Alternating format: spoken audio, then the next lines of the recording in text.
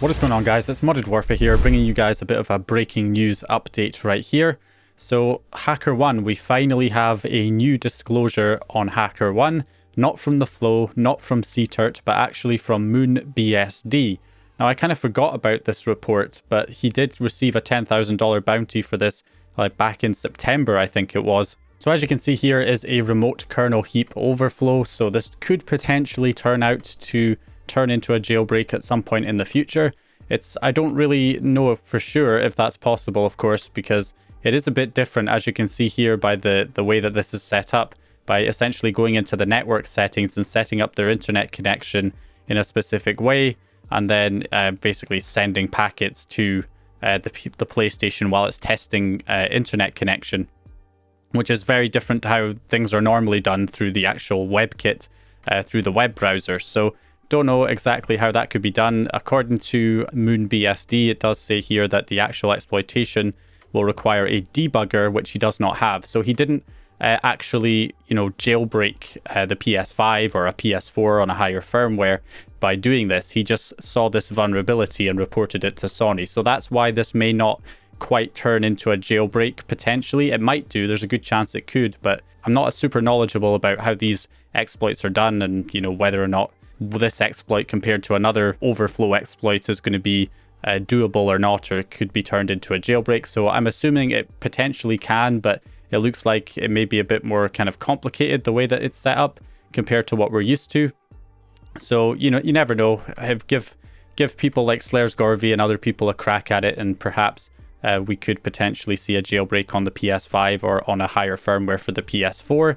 Okay, so just before I was ready to upload this video, this is what happens with breaking news. It has been confirmed by Spectre that this has been patched in 9.03. So unfortunately, this exploit is not going to work on PS4. It's not worth really doing this on 9.00 because we already have a jailbreak on 9.00. And, I suppose it's possible you could have an exploit where you don't end up having to use a USB drive. But by the sounds of things, according to Spectre, mbuff zone corruption kind of sucks, so it sounds as if it's going to be more trouble than it's worth trying to do this on 9.00, so we don't have to use a USB. It could be unstable and lots of other problems, and it's patched in 9.03 and higher, so there's no point in attempting it on higher firmwares.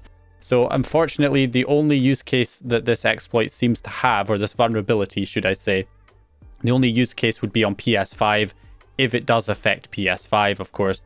I'm not sure. We'll find out about that information pretty soon if it does affect PS5. But m00nbsd did say that he believes it would affect PS5, but he didn't actually test it on PS5.